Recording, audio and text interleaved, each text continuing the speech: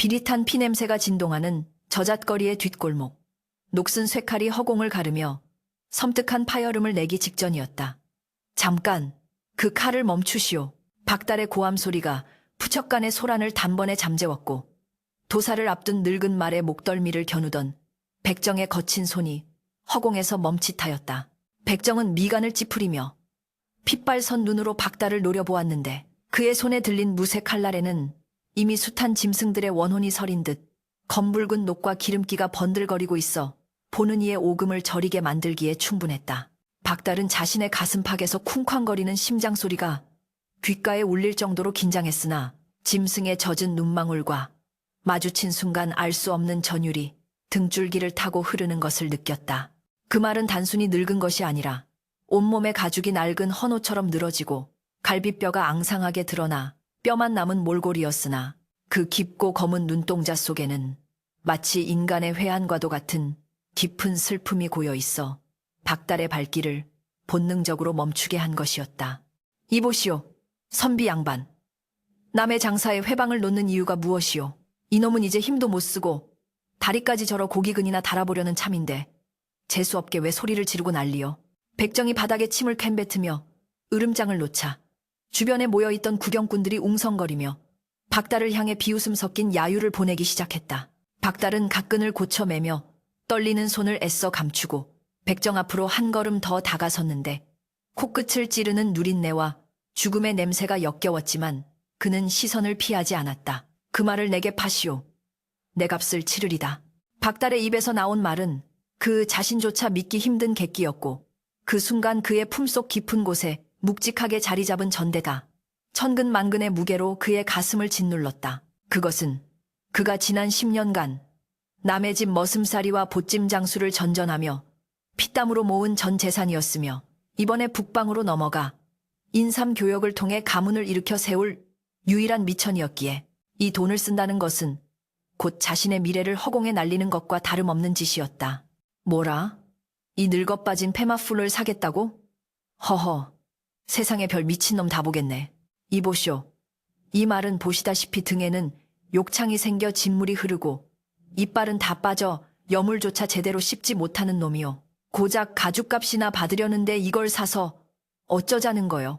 백정은 어이가 없다는 듯 헛웃음을 터뜨리며 칼등으로 말의 엉덩이를 툭툭 쳤고 그럴 때마다 늙은 말은 힘없이 비틀거리며 가쁜 숨을 몰아쉬었다. 박달은 그 모습을 보며 묘한 죄책감과 연민에 사로잡혔는데 마치 그 늙은 말이 고향에 두고 온 병든 노모의 모습과 겹쳐 보이기도 했고 험한 세파에 시달려 만신창이가 된 자신의 처지와도 닮아 보였기 때문이었다. 그는 주먹을 꽉 쥐며 흔들리는 마음을 다잡으려 애썼으나 말의 눈에서 툭 떨어지는 굵은 눈물방울을 본 순간 이성은 마비되고 뜨거운 감정이 가슴을 집어삼키고 말았다. 어찌하여 짐승이 사람처럼 우는가? 내 오늘 이놈을 외면하고 돌아서면 평생 꿈자리가 사나워 편히 잠들지 못할 것이다.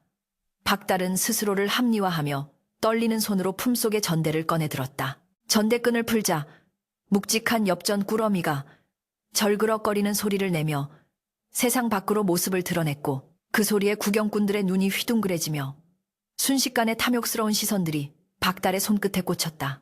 박달은 10년의 세월이 담긴 그 돈을 백정의 피 묻은 도마 위에 쏟아붓기 시작했는데 엽전 한 뼘 한 뼘이 떨어질 때마다 그의 가슴 살점이 떨어져 나가는 듯한 쓰라림을 느꼈다. 이 정도면 되겠소? 고깃값에 가죽값을 더하고 당신의 수고비까지 얹었으니 넉넉할 것이요. 박달의 목소리는 담담한 척했으나 끝이 미세하게 떨리고 있었고 백정은 뜻밖의 횡재에 입이 귀에 걸리며 재빨리 돈을 쓸어 담았다. 아이고 나리. 그렇고 말고요. 가져가십시오. 가져가. 삶아 드시든 묻어주시든 마음대로 하십시오. 백정은 혹시나 박달이 마음을 바꿀까 두려워 서둘러 말의 고삐를 풀어 박달의 손에 쥐어주었고 주변 사람들은 혀를 차며 저런 멍청한 놈이 있나 멀쩡한 돈으로 거름이나 만들 짐승을 사다니 채채 하고 수근거렸다. 박달은 사람들의 비웃음을 뒤로 한 채 늙은 말의 거칠고 까칠한 목덜미를 조심스럽게 쓰다듬었는데 말은 마치 그가 자신의 생명의 은인임을 알아보는 듯 거친 숨을 고르며 박달의 어깨에 머리를 기대어 왔다. 그 온기는 놀라울 정도로 따뜻했고 박달은 순간 자신이 저지른 무모한 선택이 어쩌면 단순한 충동이 아님을 직감했다. 가자, 놈아. 네가 전생에 무슨 업을 지어 이리 고단한 삶을 살았는지는 모르겠으나 내 너를 살렸으니 너 또한 남은 생은 편안히 마감해야 하지 않겠느냐. 박달은 텅 빈 전대를 다시 품에 넣으며 허탈한 웃음을 지었지만 그의 발걸음은 묘하게 가벼웠다. 그는 이제 겨우 여비 정도만 남은 돈으로 북방의 거친 황무지를 건너야 하는 막막한 현실 앞에 서 있었지만 늙은 말의 끈을 잡은 손에는 전에 없던 굳은 의지가 서려 있었다. 저잣거리를 벗어나 인적이 드문 성박 오솔길로 접어들자 붉게 타오르는 노을이 박달과 늙은 말의 그림자를 길게 늘어뜨렸다. 박달은 잠시 멈춰서서 자신이 구해낸 생명을 찬찬히 뜯어보았는데 자세히 보니 말의 다리 근육은 비록 말랐으나 뼈대가 굵고 발굽이 단단하여 젊은 시절에는 천리를 내달리던 명마밍마였을지도 모른다는 생각이 스쳐 지나갔다. 너도 한때는 바람을 가르며 달렸겠구나. 나도 한때는 세상 무서울 것 없는 청운의 꿈을 꾸었지. 박달은 씁쓸하게 읊조리며 말에게 마른 풀 한 줌을 뜯어주었고 말은 그제야 긴장이 풀린 듯 오독오독 소리를 내며 풀을 씹었다. 이제 그들에게 남은 것은 북쪽 국경 너머 살을 애는 추위와 도적대가 들끓는 험난한 교역로뿐이었으나 박달은 이 늙고 병든 짐승이 자신의 유일한 길동무가 되었다는 사실에 기묘한 위안을 얻으며 어둠이 깔리기 시작한 황토길을 향해 첫걸음을 내디뎠다. 이것이 훗날 국경의 전설이 될 기이한 여정의 시작임을 그때는 아무도 알지 못했다. 북방의 국경을 넘자마자 살을 애는 듯한 삭풍, 이 박달의 옷깃을 파고들었고 눈앞에 펼쳐진 광경은 조선의 산천과는 판이하게 다른 끝을 가늠할 수 없는 황량한 객토격투였다. 붉은 흙먼지가 하늘을 뒤덮어 해조차 희미하게 비치니 낮인지 밤인지 분간하기 어려운 몽롱한 세상 속에서 박달은 마치 저승길을 걷는 듯한 착각에 빠졌다.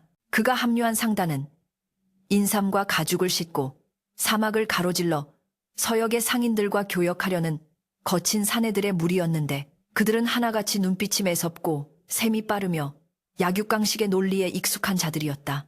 그들 틈바구니에서 늙고 병든 말을 끌고 뒤처지는 박달은 그야말로 눈의 가시이자 조롱거리일 뿐이었다. 어이, 박생원, 그 늙은 당나귀가 언제까지 버틸 것 같소? 내 장담하건대 오늘 해지기 전에 저놈은 모래밭에 걸음으로 묻히고 자네는 짐을 지고 걷게 될 게야. 상단에 길잡이 노릇을 하는 독사라는 별명의 사내가 킬킬거리며 비아냥거렸고 다른 상인들도 덩달아 혀를 차며 박달을 흘기곤 했다. 박달은 그들의 모욕을 못 들은 척 묵묵히 고삐를 잡은 손에 힘을 주었지만 사실 그의 마음속 역시 불안과 후회로 시커멓게 타들어가고 있었다. 늙은 말은 박달의 애타는 마음을 아는지 모르는지 거친 숨을 몰아쉬면서도 묵묵히 내 발을 옮기고 있었다. 뼈마디가 붉어진 다리는 금방이라도 부러질 듯 위태로워 보였고 입가에는 허연 거품이 말라붙어 있었으나 녀석은 단 한 번도 주저앉거나 울음소리를 내지 않았다. 박달은 휴식 시간마다 자신의 물통을 기울여 말의 마른 입을 적셔주고 남들이 버린 시래기나 마른 풀을 주워다 먹이며 지극정성으로 보살폈다. 미안하다, 놈아. 내 욕심에 너를 이 험한 곳까지 끌고 왔구나. 차라리 그곳에서 단칼에 가는 것이 너에게는 덜 고통스러웠을 것을. 박달이 말의 갈기를 비껴주며 자책 섞인 푸념을 늘어놓으면 늙은 말은 그 깊고 고요한 눈망울로 박달을 빤히 바라보며 마치 나는 괜찮으니 염려 마시오 라고 위로하는 듯 머리를 부비곤 했다. 그럴 때마다 박달은 가슴 한 구석이 찡해지며 이 말 못하는 짐승에게서 사람에게도 느끼지 못한 끈끈한 유대감을 느끼곤 했다. 하지만 현실은 냉혹하여 그들이 가진 식량과 물은 예상보다 빠르게 줄어들고 있었고 늙은 말의 걸음은 날이 갈수록 눈에 띄게 느려지고 있었다. 그러던 어느 날 하늘의 기색이 심상치 않게 변하기 시작했다. 평소보다 붉고 탁한 구름이 지평선 너머에서부터 몰려오더니 바람의 냄새에서 비릿한 흙내와 함께 매캐한 먼지 냄새가 진동하기 시작한 것이다. 길잡이 독사는 하늘을 올려다보며 안색이 창백해지더니 다급한 목소리로 고함을 질렀다.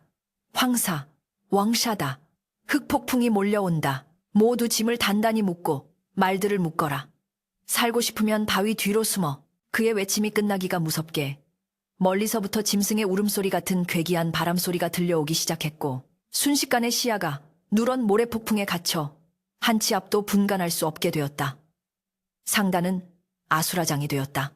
말들은 공포에 질려 날뛰고 짐짝들이 바람에 날려 굴러다니며 사람들은 서로의 이름을 부르며 비명을 질러댔다. 박달은 늙은 말의 고삐를 팔에 감고 납작 엎드려 모래바람을 견디려 했으나 맹렬한 바람은 성인 남자의 몸조차 가볍게 날려버릴 기세였다. 이리 와. 떨어지면 죽어. 박달은 눈을 뜰 수 없는 고통 속에서도 늙은 말의 목을 끌어안고 버텼지만 늙은 말은 다리가 풀려 자꾸만 뒤로 밀려나고 있었다. 혼란의 와중에 박달은 자신의 허리춤을 잡는 누군가의 거친 손길을 느꼈다. 흩날리는 모래 속에서 희미하게 보인 얼굴은 다름 아닌 길잡이 독사였다. 그는 박달을 구하려는 것이 아니라 박달의 등 뒤에 매달린 마지막 식량 자루와 물주머니를 노리고 있었다. 이 멍청한 놈아! 어차피 너랑 저 똥말은 여기서 죽을 목숨이야. 물이라도 내놓고 가. 독사는 표독스러운 눈빛을 번뜩이며 박달의 짐을 낚아채려 했고 박달은 기겁하며 저항했다. 이게 무슨 짓이오? 이것 없이는 우리도 죽소. 두 사내는 휘몰아치는 모래폭풍 속에서 엉겨붙어 뒹굴었으나 늙고 병든 말까지 챙겨야 했던 박달은 건장한 독사를 당해낼 재간이 없었다. 독사는 박달의 명치를 걷어차고는 짐 보따리를 끊어내어 잽싸게 자신의 말에 올라탔고 잔인한 비웃음을 남긴 채 모래바람 속으로 사라져버렸다. 기다려. 이 도둑놈아. 거기 서라. 박달은 피를 토하듯 절규하며 뒤쫓으려 했으나 몰아치는 폭풍은 그의 목소리마저 집어삼키고 말았다. 늙은 말은 주인이 쓰러지자 비틀거리며 다가와 그의 몸을 바람으로부터 막아주려는 듯 웅크리고 앉았다. 얼마나 시간이 흘렀을까. 귀를 찢을 듯한 바람 소리가 잦아들고 세상에 다시 고요가 찾아왔을 때 박달이 마주한 현실은 참혹 그 자체였다. 눈을 떴을 때 주변에는 아무도 없었다. 상단 일행도, 짐을 훔쳐 달아난 독사도, 심지어 그들이 지나온 길의 흔적조차 모두 모래 속에 파묻혀 사라져버렸다. 남은 것은 끝없이 펼쳐진 황금빛 모래 언덕과 그 위에 덩그러니 남겨진 자신, 그리고 반쯤 모래에 파묻힌 채 거친 숨을 몰아쉬는 늙은 말뿐이었다. 물 한 모금, 쌀 한 톨 없는 절망적인 고립이었다. 박달은 망연자실하여 털썩 주저앉았다. 하늘은 언제 그랬냐는 듯 무심하게 맑고 푸르렀으나 그 푸름이 오히려 박달에게는 죽음의 빛깔처럼 시리게 느껴졌다. 아, 끝이로구나. 내 헛된 욕심이 결국 나를 이 지옥으로 몰아넣었구나. 박달은 자신의 어리석음을 통탄하며 주먹으로 모래 바닥을 내리쳤다.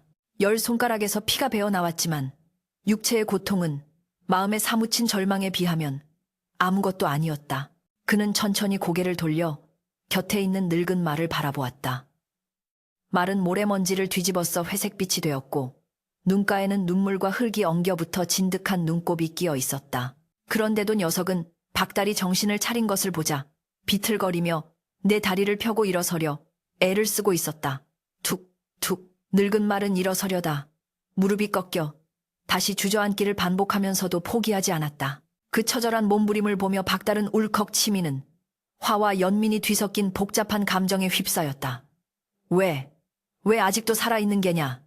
너 때문에. 그래, 내 놈만 사지 않았어도 내게는 돈도 있고 다른 상인들과 어울려 무사히 갔을 텐데. 박달은 악에 받쳐 소리치며 말의 앙상한 엉덩이를 주먹으로 쳤다. 그러나 힘이 다 빠진 주먹은 솜방망이처럼 무력했고 늙은 말은 그저 묵묵히 주인의 분풀이를 받아내며 슬픈 눈으로 그를 내려다볼 뿐이었다. 그 눈빛에는 원망이 없었다. 오직 깊은 이해와 끝까지 주인을 따르겠다는 우직한 충성심만이 서려 있었다. 박달은 결국 말의 목을 끌어안고 통곡했다. 뜨거운 눈물이 말의 거친 털을 적셨다. 미안하다. 내가 미쳐서 너를 원망했구나.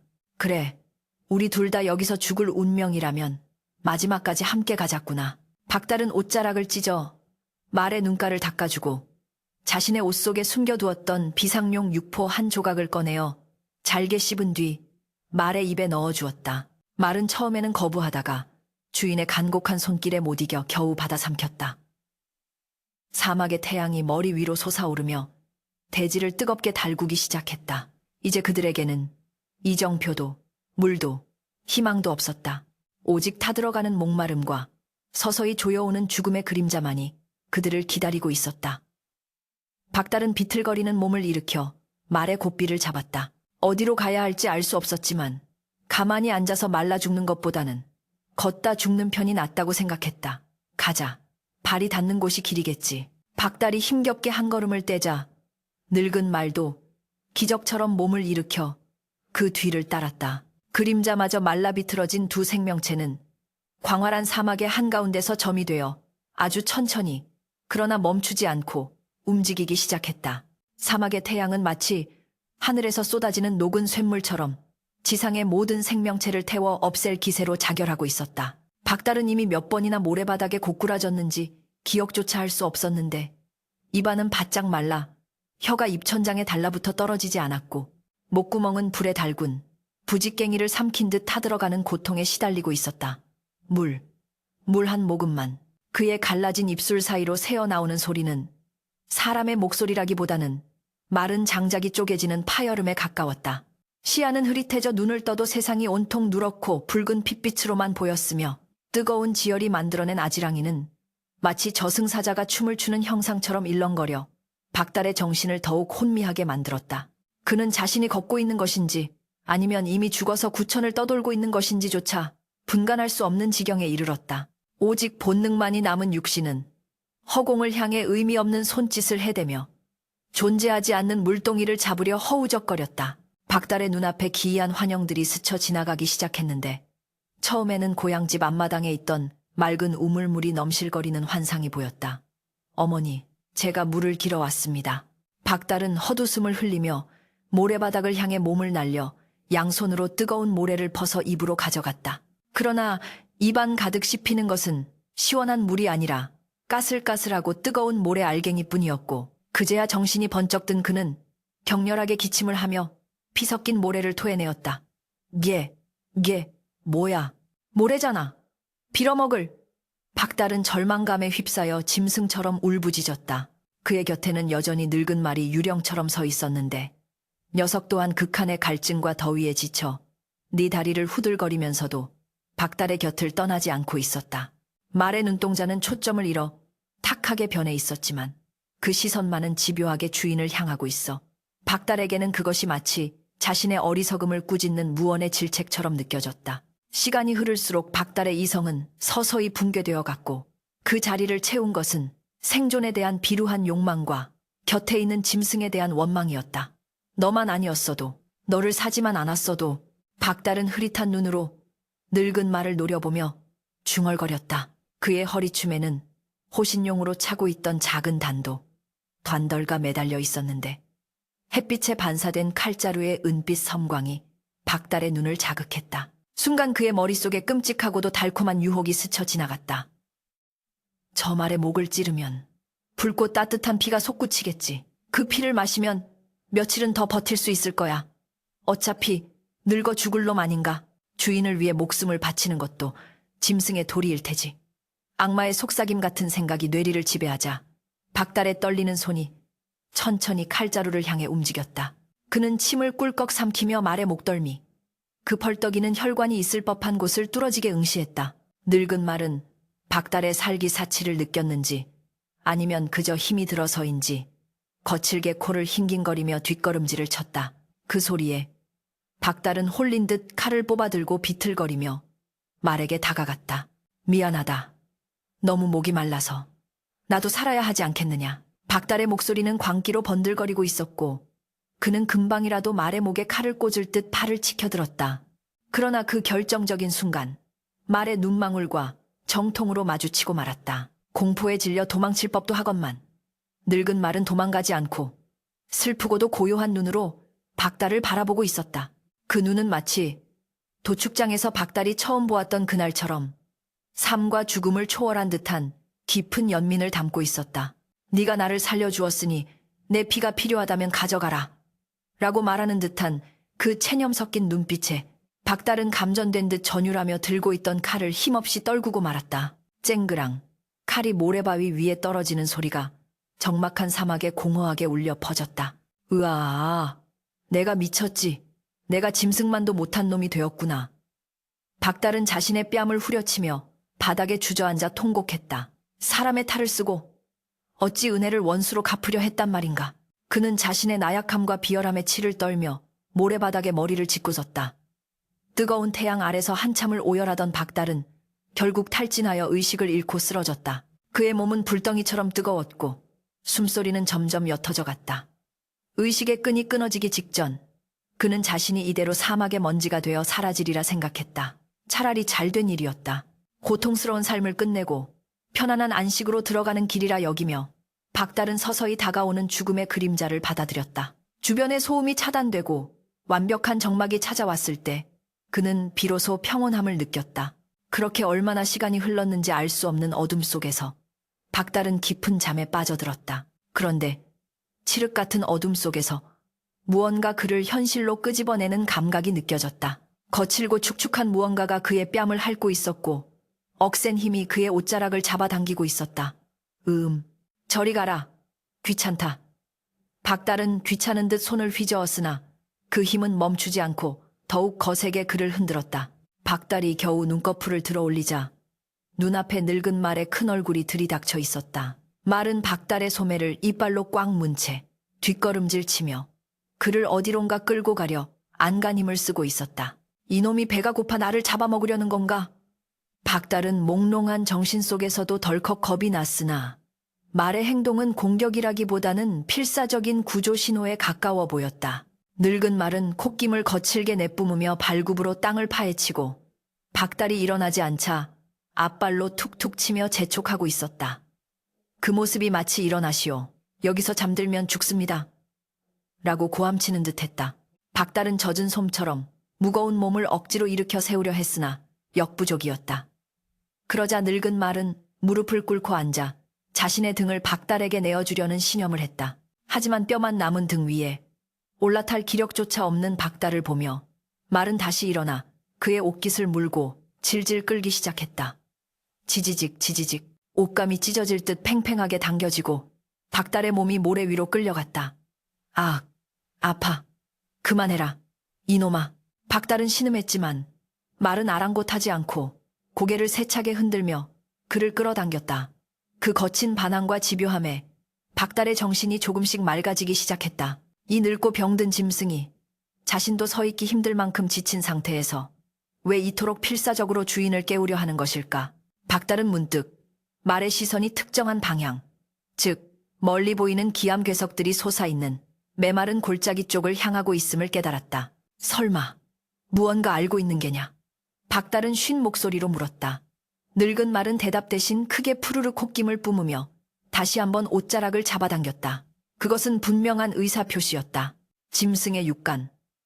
여간 때때로 인간의 지혜를 뛰어넘는 법이다. 특히 죽음의 문턱을 수없이 넘나든 늙은 짐승에게는 생명을 감지하는 본능적인 촉배이 남아있기 마련이다.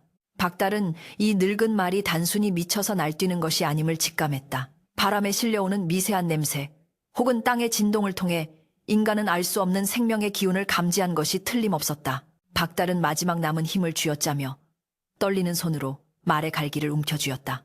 그래, 네가 가자면 가야지. 내 목숨을 너에게 맡기마. 그는 비틀거리며 일어섰고 늙은 말은 그제야 옷을 놓고 박달의 걸음에 맞춰 천천히, 그러나 확신에 찬 발걸음으로 앞장서기 시작했다. 태양은 서산으로 기울어 붉은 노을이 사막을 피바다처럼 물들이고 있었다. 두 개의 길고 마른 그림자가 붉은 모래 언덕을 넘어 미지의 골짜기를 향해 나아가고 있었다.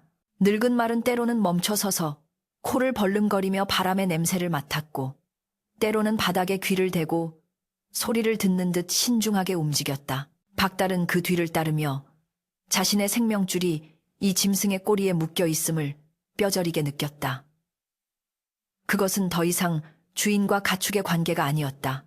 생과 사의 갈림길에서 서로를 의지하는 동등한 생명체로서의 동행이었다. 늙은 말의 등에는 온갖 상처와 흉터가 훈장처럼 새겨져 있었고 그 뒷모습에서 박달은 알 수 없는 숭고함마저 느꼈다. 만약 이곳에서 살아나간다면 내 너를 평생 상전으로 모시리라. 박달은 속으로 맹세하며 흐릿해지는 의식을 붙잡고 묵묵히 늙은 말의 뒤를 쫓아 죽음의 계곡 깊은 곳으로 들어섰다. 기암괴석이 병풍처럼 둘러쳐진 골짜기는 마치 거대한 짐승의 아가리 속으로 들어가는 듯 음산하고 서늘한 기운을 풍기고 있었다. 해가 지고 달이 차오르자 날카로운 바위 그림자들이 박달과 늙은 말의 위로 길게 드리워져 한치 앞을 분간하기 어려운 칠흑 같은 어둠이 내려앉았다. 이곳이 과연 사는 길이란 말이냐? 아니면 네가 나를 위해 마련한 무덤이란 말이냐?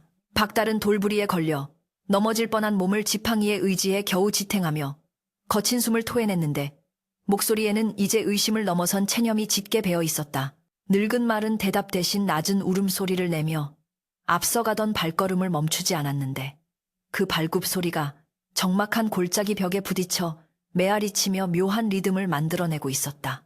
바람조차 통하지 않는 이 죽음의 골짜기에서 늙은 말은 마치 보이지 않는 지도를 머릿속에 그리고 있는 듯 망설임 없이 바위 틈 사이를 요리조리 헤치고 나아갔다. 박달은 그저 짐승의 꼬리만 놓치지 않으려 안간힘을 쓰며 바위에서 뿜어져 나오는 차가운 냉기에 몸을 떨었다. 얼마나 깊이 들어왔을까?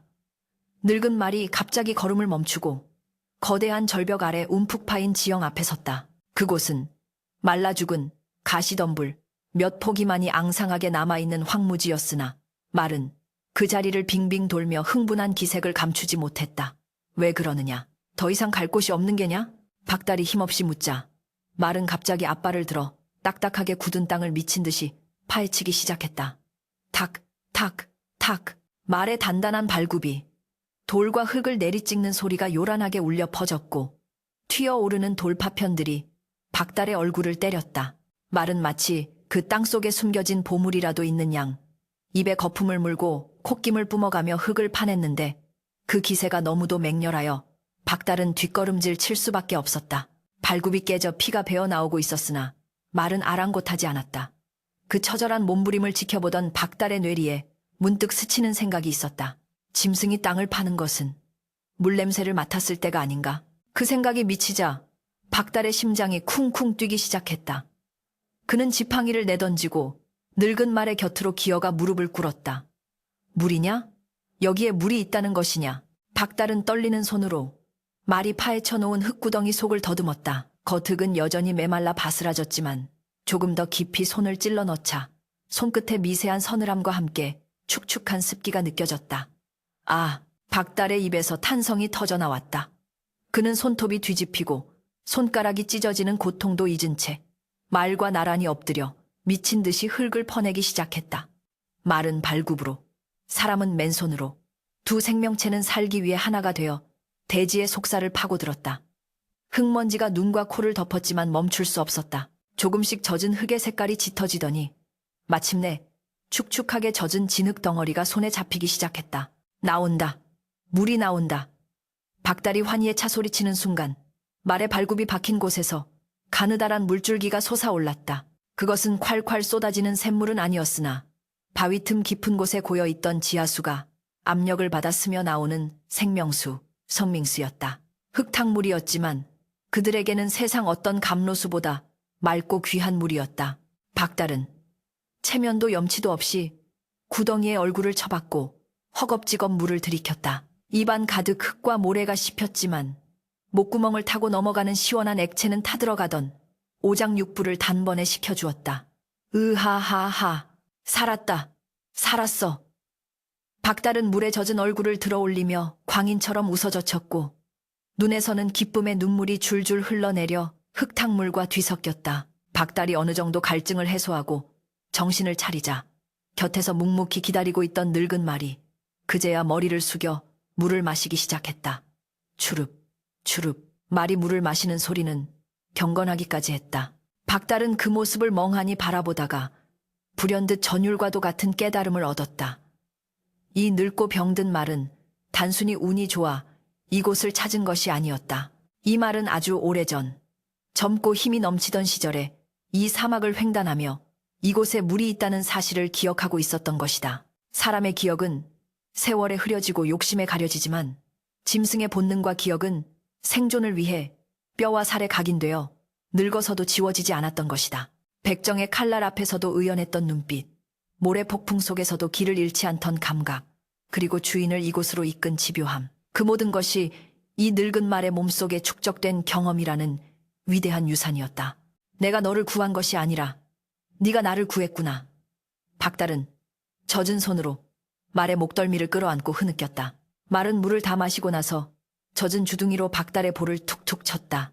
마치 이제 기운을 차렸으니 걱정 마시오 라고 위로하는 듯했다. 박달은 자리에서 일어나 말의 깨진 발굽을 살폈다. 날카로운 돌에 찢겨 피가 흐르는 발굽을 보자 가슴이 미어지는 듯했다. 그는 자신의 속옷을 찢어 말의 발굽을 정성스럽게 감싸주었다. 미안하다. 그리고 고맙다. 내 너를 짐승이라 얕잡아보고 함부로 대했던 죄를 어찌 다 갚을꼬. 박달은 늙은 말 앞에 무릎을 꿇고 정중하게 큰 절을 올렸다. 그것은 주인이 가축에게 하는 행동이 아니라 생명의 은인에게 바치는 인간 대 인간으로서의 예우였다. 늙은 말은 그 모습을 가만히 내려다보며 꼬리를 천천히 흔들었다. 달빛이 골짜기 안을 은은하게 비추기 시작하자 박달과 늙은 말은 바위 아래 몸을 뉘었다. 물을 마신 덕분에 탈진했던 몸에 조금씩 생기가 돌기 시작했다. 박달은 주변의 마른 풀을 모아 말에게 먹이고 자신은 이끼 낀 바위 틈에서 자라난 이름 모를 풀뿌리를 씹으며 허기를 달랬다. 비록 초라한 식사였으나 죽음의 공포에서 벗어난 그들에게는 황제의 수라상 부럽지 않은 만찬이었다. 밤하늘에는 쏟아질 듯 수많은 별이 반짝이고 있었고 사막의 밤바람은 더 이상 두렵지 않았다.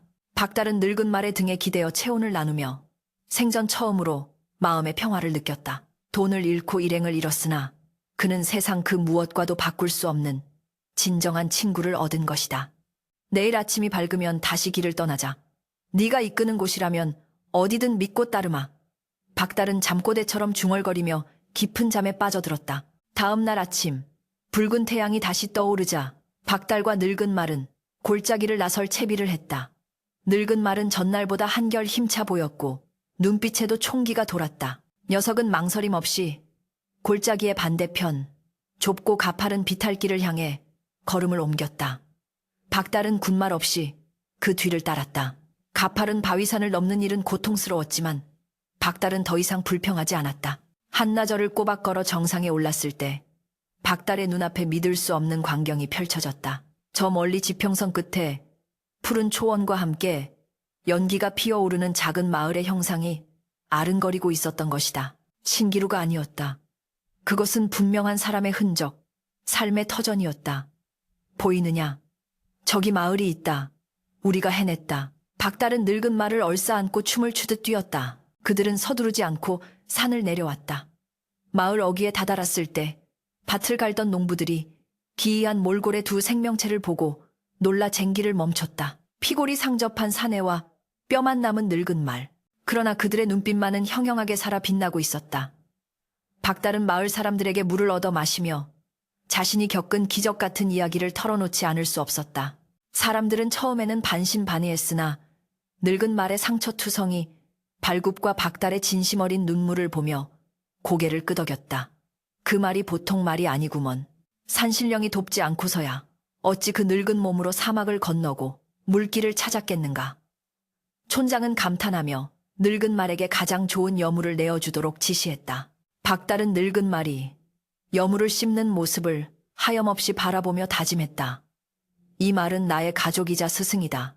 내 남은 생은 이 녀석을 위해 살리라. 하지만 이야기는 여기서 끝이 아니었다. 마을 사람 중 한 명이 박달이 타고 온 늙은 말의 엉덩이에 찍힌 희미한 낙인, 이민을 발견하고 소스라치게 놀라 소리쳤다. 이보시오. 이 낙인은 십수년 전 북방을 호령하던 전설적인 교역 상단, 천리마 첼리마 상단의 표식이 아니오? 그렇다면 이 말은 그 상단의 대행수가 타던 명마, 흑풍해이폰이란 말이오? 그 말에 박달은 귀를 의심했다. 흑풍이라니, 천리를 단숨에 달린다는 전설의 명마가 늙고 병들어 도축장 칼날 아래 놓여 있었다니. 그리고 그 명마가 10년 만에 옛 기억을 되살려 주인을 살리고 다시 이곳으로 돌아왔다니.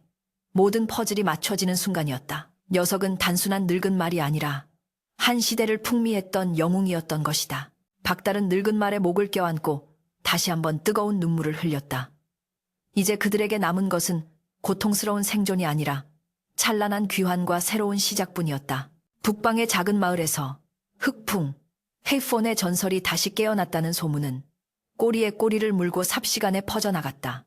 늙고 병들어 도축장 칼날 아래 쓰러질 뻔했던 말이 주인을 위해 사막의 모래 폭풍을 뚫고 숨겨진 물길을 찾아냈다는 이야기는 그 자체로 사람들의 심금을 울리는 기적이었다.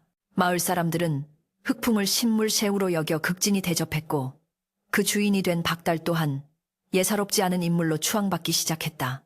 짐승이 사람을 알아보고 목숨을 바쳤다면 그 사람은 하늘이 낸 의인임이 틀림없다. 북방 상단의 대행수들은 박달의 신의와 끈기를 높이 사며 앞다투어 그에게 물건을 대주겠다고 나섰다. 빈털털이었던 박달은 늙은 말이 가져다 준 이 기이한 신뢰신내 이계를 바탕으로 다시 장사를 시작할 수 있었다. 그는 욕심을 부려 큰 이문을 남기기보다는 흑풍이 자신에게 보여준 것처럼 사람과 사람 사이의 의리를 최우선으로 삼아 교역에 임했다. 사막을 건너온 질 좋은 가죽과 약재는 그의 손을 거쳐 정직한 가격에 거래되었고 박달의 명성은 날이 갈수록 드높아졌다. 세월이 흘러 박달이 다시 고국 조선의 땅을 밟았을 때는 이미 그는 거상쥐션의 반열에 올라 있었다. 그가 귀향하던 날 한양 저잣거리는 그를 보려는 인파로 인산인해를 이루었다. 화려한 비단 옷을 입고 호위무사들의 호위를 받으며 금이 환영하는 박달의 모습은 위풍당당하기 그지없었다. 그러나 사람들의 시선을 가장 사로잡은 것은 박달이 탄 말이 아니었다. 박달은 건장한 젊은 말을 타는 대신 고삐를 잡고 맨발로 걸으며 그 뒤를 따르는 늙은 말 한 피를 상전처럼 모시고 있었다. 그 말은 비록 털색은 바래고 이빨은 빠졌으나 등에는 최고급 비단 덮개가 씌워져 있었고 목에는 금으로 만든 방울이 딸랑거리며 영롱한 소리를 냈다. 바로 그 옛날 도축장 앞에서 똥물이나 뒤집어 쓰고 있던 그 패마 흑풍이었다. 행렬이 옛날 그 푸착간 앞을 지날 때였다. 여전히 그 자리에서 고기를 썰고 있던 백정이 눈을 휘둥그레 뜨고 입을 다물지 못했다. 아니, 저 말은 설마 내가 고깃값 몇 푼에 팔아치운 그 늑다리란 말인가? 백정은 자신의 눈을 의심하며 칼을 떨구었다. 박달은 잠시 행렬을 멈추고 백정에게 다가가 정중하게 고개를 숙였다. 이보시오. 그때 당신이 내게 이 말을 팔아준 덕분에 내 목숨을 구하고 이렇게 큰 복을 얻었소. 내 그 은혜를 잊지 않고 술 한 잔 올리리다. 박달은 하인을 시켜 백정에게 두둑한 금반지를 쥐어주었고 백정은 부끄러움과 감격에 얼굴이 붉어져 고개를 들지 못했다. 구경꾼들은 그 광경을 보며 탄성을 질렀다. 미물에게 베푼 자비가 천만금의 복이 되어 돌아왔구나. 참으로 하늘의 이치는 오묘하도다. 그날 이후 박달의 이야기는 저잣거리의 전기수 젠치서들에 의해 각색되어 팔도강산으로 퍼져나갔다. 박달은 거대한 기와집을 짓고 살게 되었으나 그의 집에서 가장 따뜻하고 볕이 잘 드는 곳은 안방이 아니라 바로 흑풍의 마구간이었다. 그는 마구간 바닥에 푹신한 목화솜 이불을 깔아주었고 늙어 씹는 힘이 없는 흑풍을 위해 콩을 삶아 으깨고 꿀을 섞어 죽을 만들어 직접 먹여주었다. 겨울밤이면 박달은 따뜻한 아랫목을 마다하고 마구간으로 들어가 흑풍의 앙상한 목을 끌어안고 잠을 청하곤 했다. 흑풍아, 너는 춥지 않으냐? 내 체온을 나누어 줄 테니 부디 오래오래 살아다오. 흑풍은 그런 주인의 마음을 아는지 늙어 침침해진 눈을 깜빡이며 거친 혀로 박달의 손등을 핥아주었다. 그들에게는 더 이상 말과 주인이란 구분은 의미가 없었다. 그들은 사막의 밤, 생사의 갈림길에서 영혼을 나눈 형제이자 동반자였다. 박달의 아내와 자식들조차 아버지가 흑풍을 대하는 태도에 질투를 느낄 정도였으나 흑풍이 아버지를 살려보냈다는 사실을 알기에 묵묵히 그 정성을 도왔다.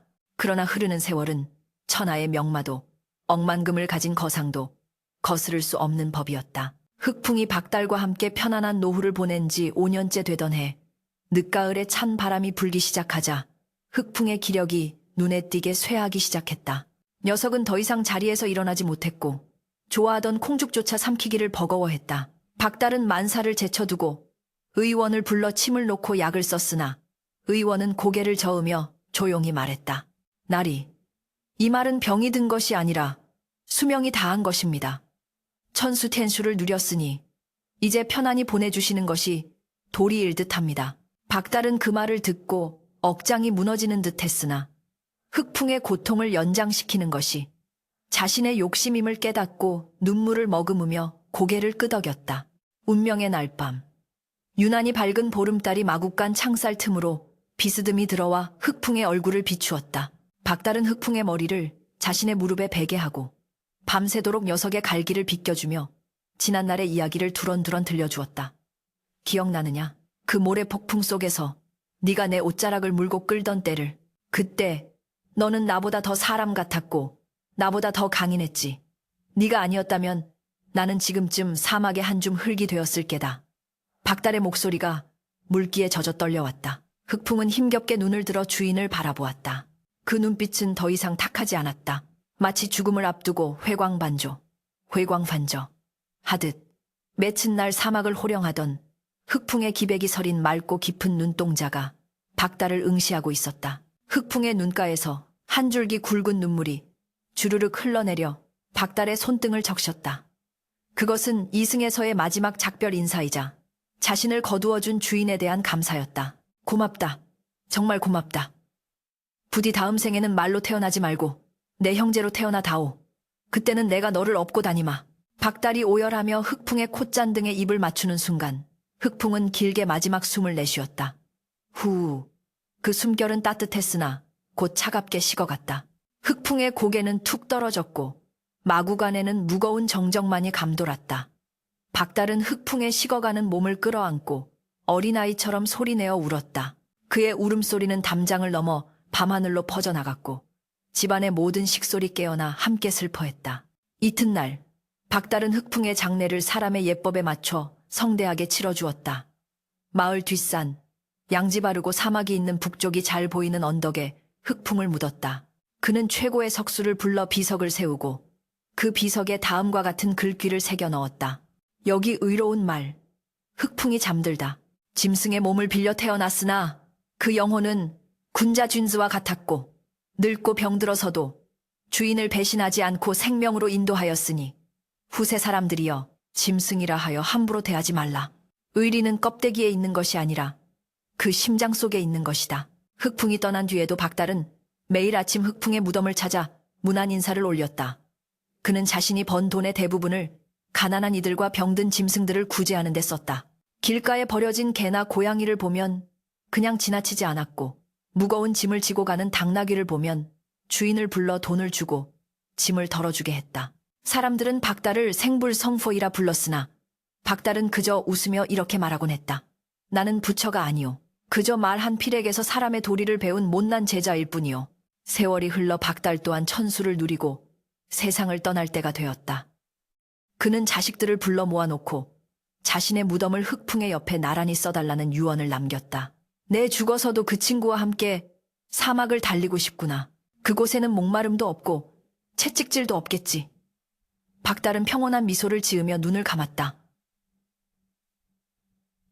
사람들은 박달의 유언대로 그를 흑풍의 무덤 옆에 안장했다. 그 후로도 오랫동안 그 고을에는 비가 오거나 바람이 부는 날이면 언덕 위에서 말발굽 소리와 함께 두 그림자가 나란히 달리는 모습이 보인다는 전설이 전해져 내려왔다. 미물외우이라 할지라도 진심을 다해 대하면 그 마음이 통해 기적을 낳고 짐승에게 베푼 은혜조차 결코 헛되지 않다는 박달과 흑풍의 이야기는 각박한 세상 속에서 메마른 사람들의 가슴을 적시는 단비가 되어 오늘날까지도 전해지고 있다. 진정한 의리란 종좀을 초월하여 생명을 귀히 여기는 마음에서 비롯됨을.